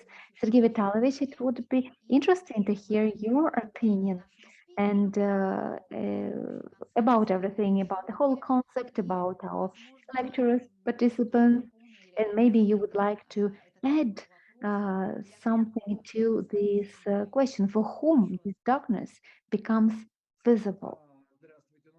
Hello, dear friends. Well, my answer would be the same. Indeed, it is for the human being. And I believe for any subject, if we take the creatures who are higher than the human being, so for subjects. Sergei Vitalovich, thank you very much for your comment. The next question. So, there are expressions as to change completely in its root. In Russian language, it could be absolutely correct or not correct, like in its root. Does it mean that we can change something in the roots? And if yes, what power is this to change the roots? Vladimir Vasilyevich, you're welcome. Well, to change the root, the cardinal changes, how can the root be changed? The root cannot be changed. It can be saturated with human emanations, their thoughts, their feelings. It is being nurtured with them. And this can be provided by humanity. And by this, of course, the essence of the root changes and transforms. I have an idea connected to the first question about the darkness and for whom it becomes visible. That darkness becomes visible for light, because before the light appears, the darkness cannot be visible. It is only with the light it becomes so. And if we start talking about the root, of course, we understand that the root is the light or the reason or the cause. And all these expressions, our everyday expressions, when we say that something is correct, not correct, is its essence, or in Russian language is in its root. The root means the cause, the primordial reason. That's why I thought that the root is that threefold, that trinity that gets together in its fourth aspect or logos or fire. This is the cause, and the people know about it intuitively, and that's why it is reflected in the language and idiomatic expressions, popular language, and they understand what is the cause and effect somehow. It would be interesting to hear the answer to the question. Maybe Kishori Angoli could answer to us. Would be correct to say that the darkness is the root of life and it vanishes in its own essence only to provide the multitude? Please, Kishori Angoli, you're welcome. Thank you. The darkness and the light are both relative. Let us say, if you put a candle, it gives light to the whole room, but behind the candle, it is darkness. So darkness and light are completely relative. Darkness is the reflection of light. Darkness can be the root. From the root, everything emerges. Darkness is the primordial nature of the entire universe. From the light, the fire, the heat, the motion comes from the darkness and merges into the darkness. So darkness can we call as black hole in the scientific words, we can say it is like a black hole. That is my opinion. That's all. So darkness is relative. It is the root cause of the entire universe. Thank you. Thank you very much for your answer. It's very interesting. I would like to add that, yes, we may say that the darkness is the kiss from Mother Father when the light is revealed by this kiss. Or when we're talking about the human, when the heaven kisses the earth, also the light appears. I would like to draw your attention to the comment to the stanzas and to the stanza itself. If you're talking that the darkness vanished, it means it vanishes in something. Where does it go to? Or how does it vanish? It vanishes in its essence. Well, this is a very interesting question. This question brings us to the roots, to the causes. The darkness is the root or cause of life. And this root does not disappear.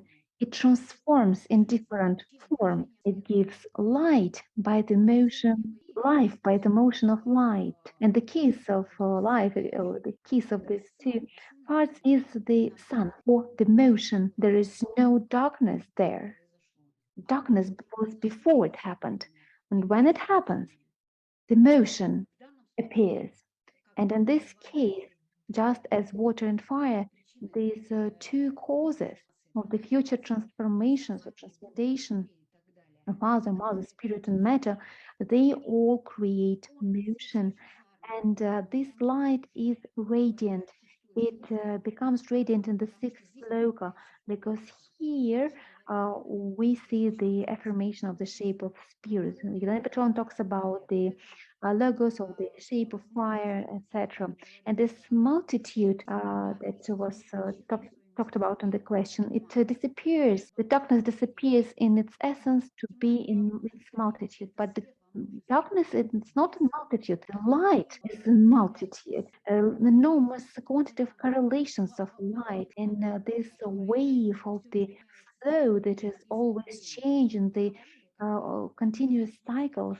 And when we're talking that darkness is static, it is uniformed. There is nothing. It is just darkness, and it should disappear when the multitude of things differentiation occurs. And this is the cause. We would like to ask the following question. Our listener writes about Mikhail Nikolaevich Radzhev's lecture. What is the invisible fire? Mikhail Nikolaevich, please comment. Well, I would like to follow up your thoughts, Evgenia Mikhailovna, and try to answer this question. Let's take the easiest example. Let's have a look at the sun. At a sunny day, you will see a lot of different objects, things, people. As the Ramakrishna, the great holy saint person of India, said, if you see the sun in the sky, it doesn't mean that the stars do not exist. There are many stars that are stronger, that are more powerful, more radiant than our sun.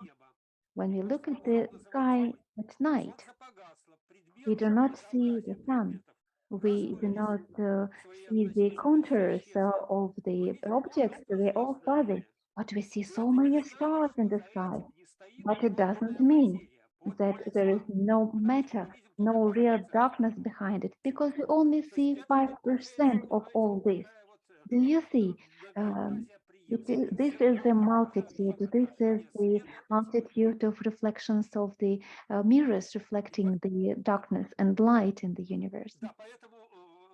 And this is why, answering to your question, we should first of all understand from where comes the nature of light. And maybe it makes sense here to think about the notion of dharma, not as the law, But what is for our consciousness harm is the same as the vision, the hearing, the light, the form, the color. They all exist by their action on us. They always change. They are in continuous motion, just as a multitude of stars. Everything comes from one to another and creates a multitude.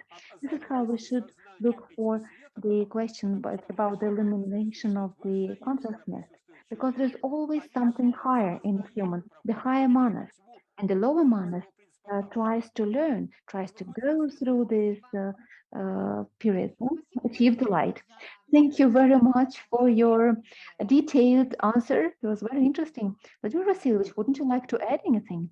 Yes, I could add something to this thought. The darkness of Father Martyr, the eternal life, absolute breathing of life for the future Manvantara, creating the causes for the future germ, non-internal for eternity. This is how from chaos of dissipation creates the power of the mirror, of its reflecting, of the reflecting property of something that will go from eternity in non-eternity, which is the radiant light. Well, I think you got everybody completely lost. If you got lost, it's just your problem. You should follow my thought. Well, eternal and non-eternal. These notions are quite opposite. Yet we all need to be creative and follow the creative light to somehow join it all. This was like, well, the time when the light appeared, it means you didn't get us lost. You just showed us the way with this light.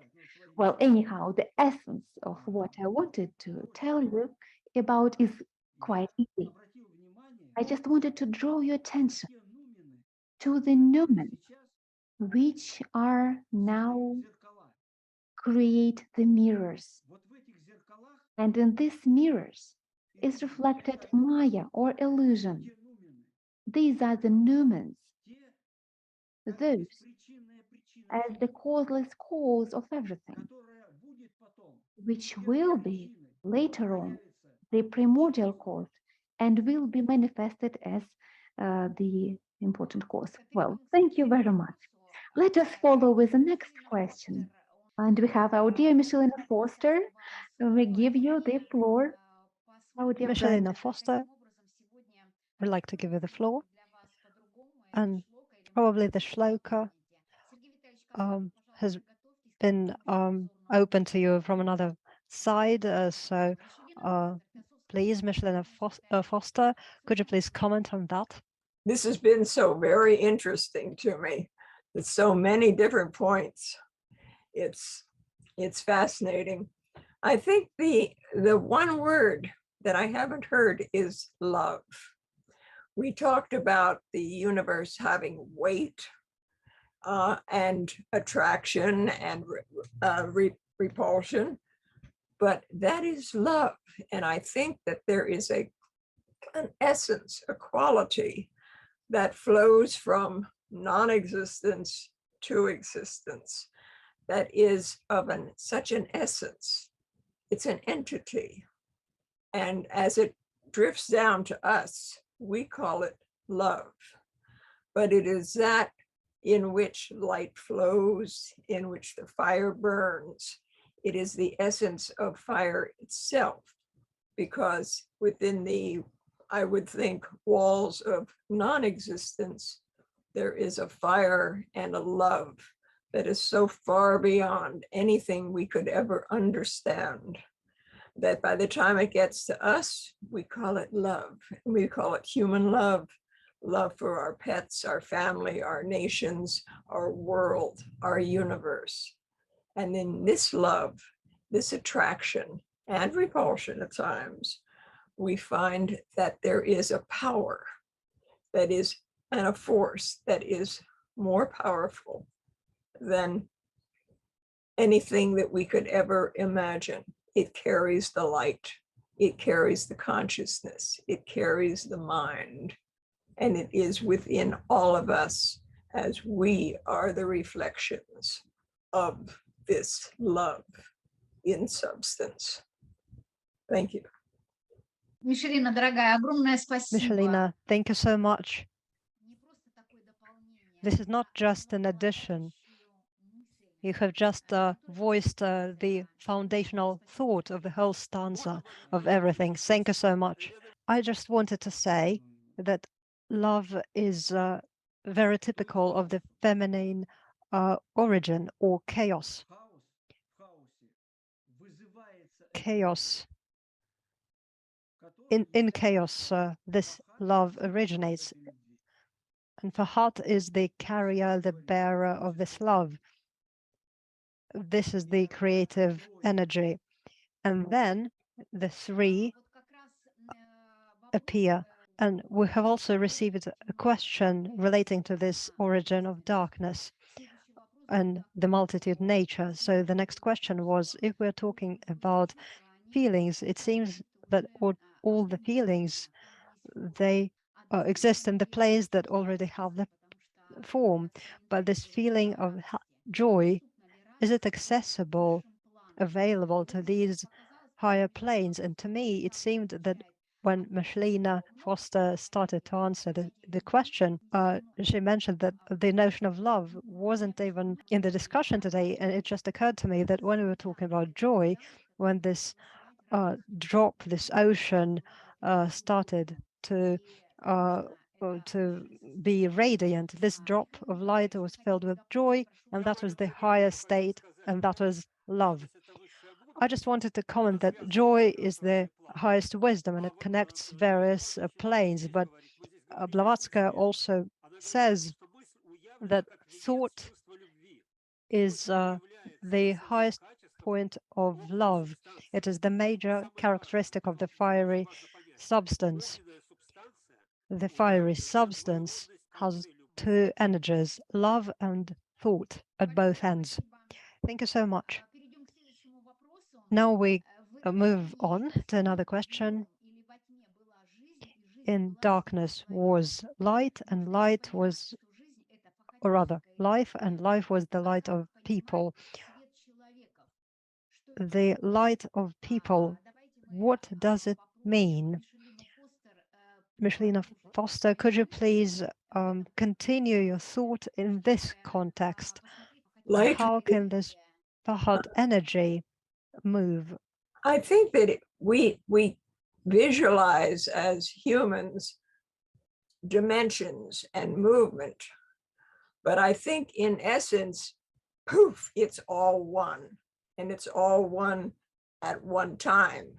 We can only figure this out because we see it in movement, in sections, in little cells, like framework on a tape of a movie.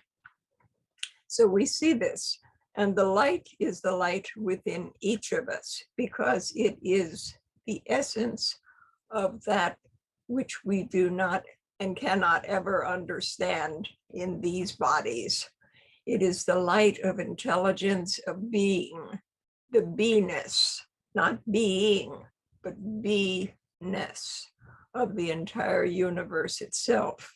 And that is which fires each of us, each our little atom and germ that we refer to as being a human or something that's coming up to be a human, whether it be a plant, a crystal, or a universe itself, a solar system. This essence is within each atom, each being, each essence itself. And this flows through all of us. And this is the light which is in all of us, because there is nothing else. There is no other in the universe. There is only one. Thank you. Thank you. Yes, and Roerich also says, talks about the grain of spirit, and that is monad. Right now we are in stanza 3, Sloka 6. Sloka 6 tells us about Buddha, about the Buddhic nature. The sun creates the tissue of the neurons of the cosmos. And this system is of spiritual nature. And light of people is Buddhi.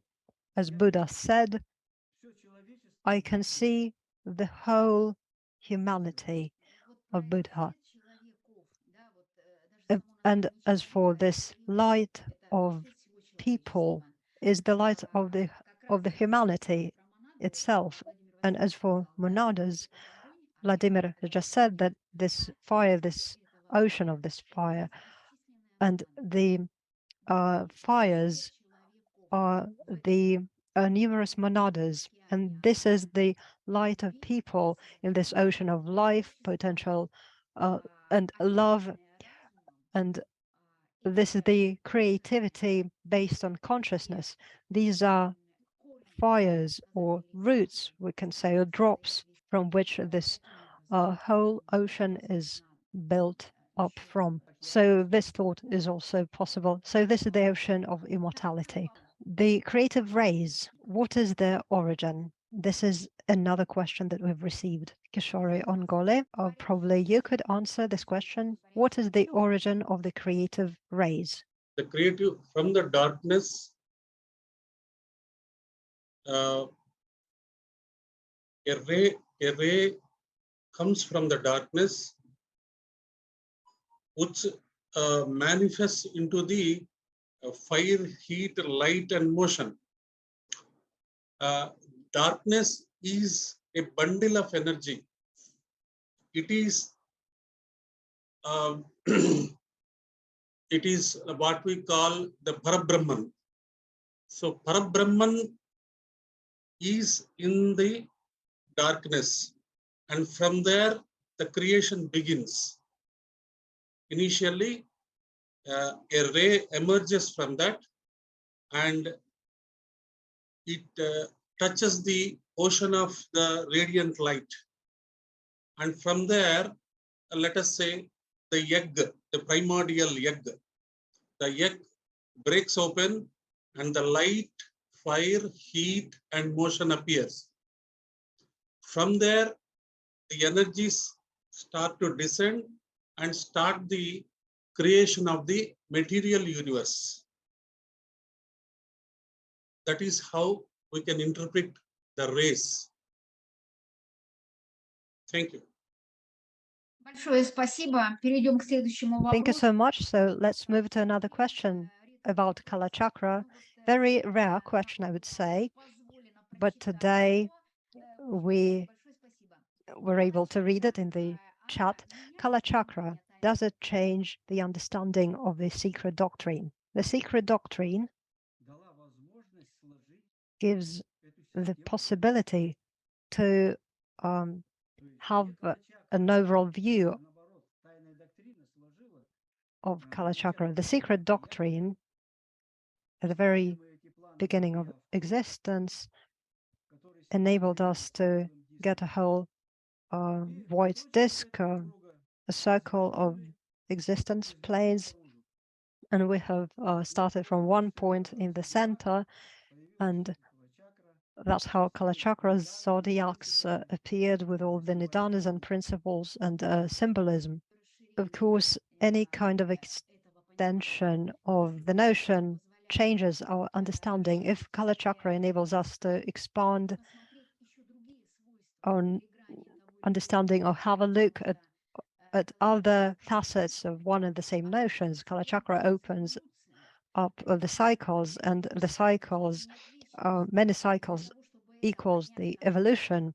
And in order to understand everything comprehensively, it definitely helps us. So the answer to the question is yes. The secret doctrine enables us to apply the laws in practice, and this is the natural flow of the evolution. What is occult electricity? Another question. Mikhail, if I'm ready, please give us a brief answer. What is occult electricity? Electricity always has the polarity. All the questions are intertwined. electricity is the manifestation of Fahat. So we need to separate the initial primordial electricity and the electricity which is the effect.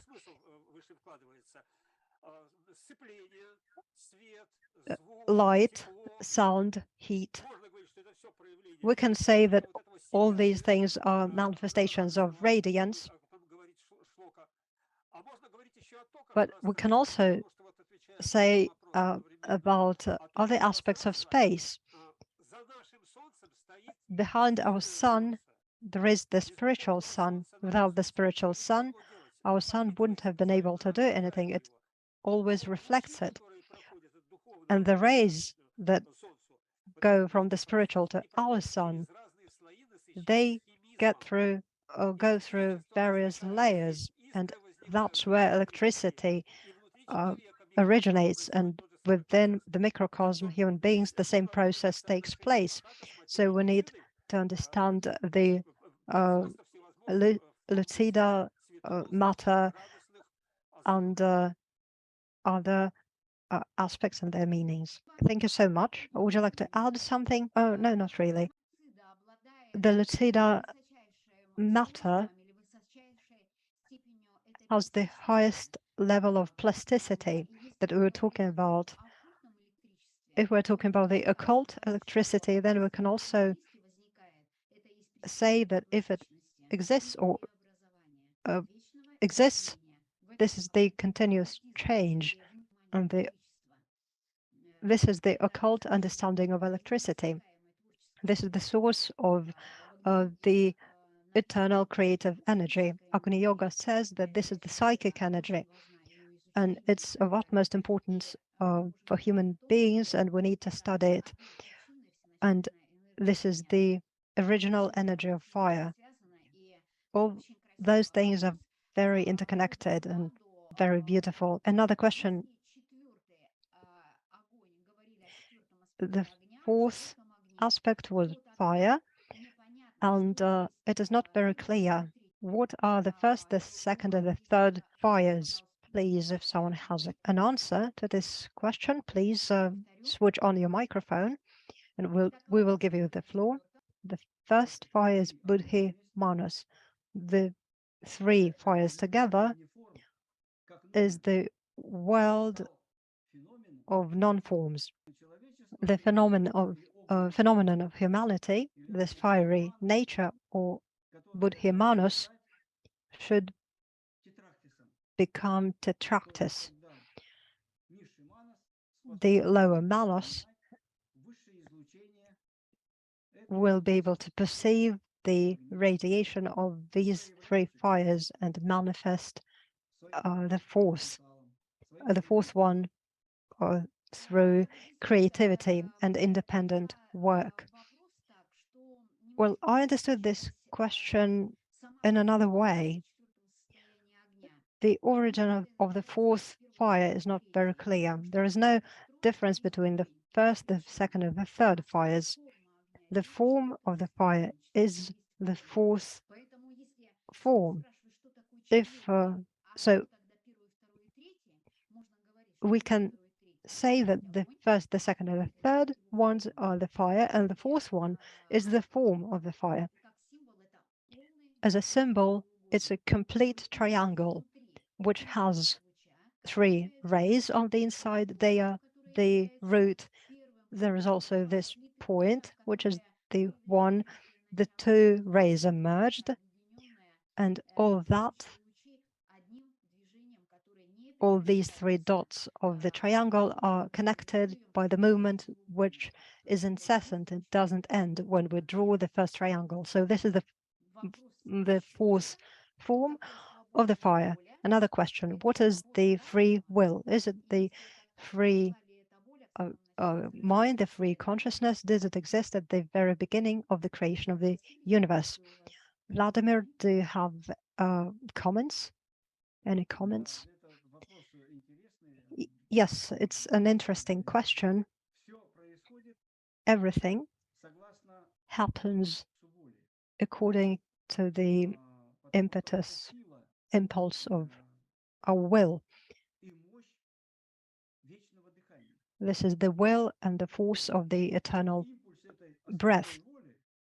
The impulse of this will, or father and will are equal notions. This will does exist. The original impulse of eternal life exists. These are waves or breathing. The free will is connected to human beings because humans have the free will that they can control. They can create accordingly based on their will and wish. The higher will is like law of laws, and it is manifested according to the higher fairness. The freedom on this earth is the freedom to manifest the truth, to lay the causes of this truth by the beginnings of the new Manvantara cycles. Thank you. The free will is manifested through the connection with the world of forms. When we were talking about the creation of the universe, these worlds of forms were not created yet at that time. And there is the potentiality of the spirit that is manifested through the matter. And it is manifested through the accumulation of the consciousness. The consciousness exists, but it needs to be accumulated through touching upon the world of forms. This is the state of human beings. Thank you so much for questions that we've received today, that we tried to answer at least the majority of them. Thank you. We extend our gratitude to the speakers, to Sergei Kolganov as well, and we'd like to give you the floor for the concluding comments for the seminar. Very briefly, in your opinion, were we able to have an overall view of Sloka 6? Probably do have any comments. It's great that today we were able to hear very important points related to the fire, to this notion. Also, I'd like to say, or rather comment on the darkness theme. If we look at it through the learning, from the learning standpoint, we know that knowledge is light, as the phrase goes. So when we're talking about the unmanifested, it is not available to the light of knowledge. So in this case, it is darkness. As for the unmanifested, Maya, the great universal illusion, can also be applied. So within this illusion, there are two origins, light and darkness. Light, as it is mentioned in the Secret Doctrine, is relative to illusion. And in this context, we understand darkness as the opposite to the light, but this is on the manifested plane. And also, I wanted to comment on the freedom notion, the free will notion. It is of philosophical nature. There are two-dimensional stances. The first one is related to fatalism.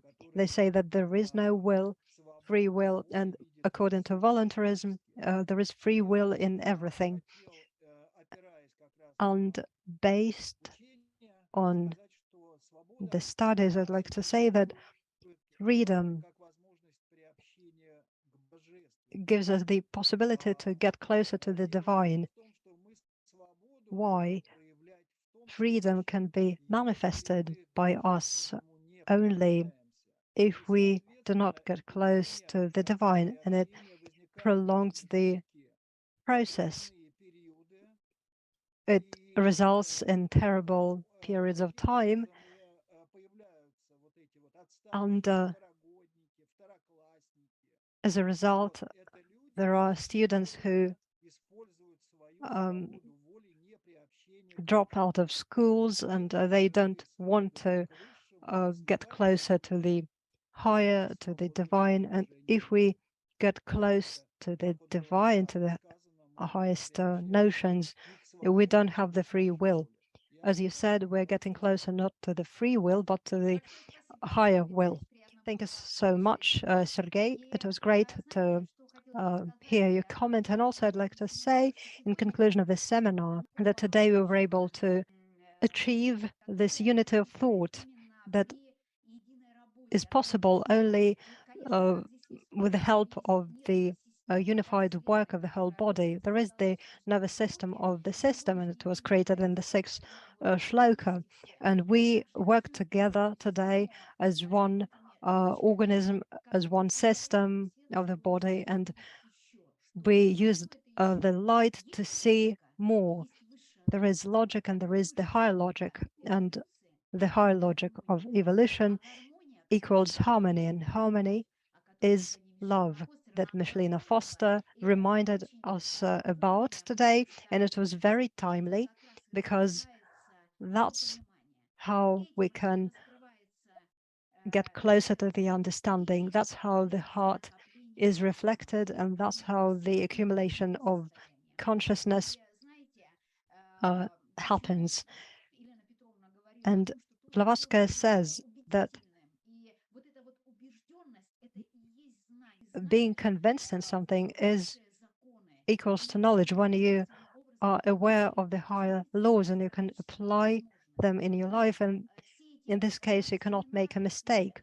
All our seminars and meditations on various periods of time of the existence of the universe, we can go on and on, but we already believe that it exists and everything has already been proven. But this conviction becomes possible through experience.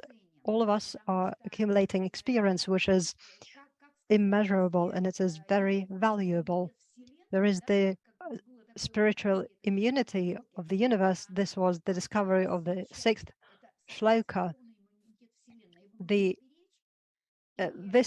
immunity needs to be preserved, and we need it for the nervous system of human beings, and we can preserve it through harmony. This conviction in the harmonious connection gives us this drop of Amrita, or life. And the thought of the day, as you can remember,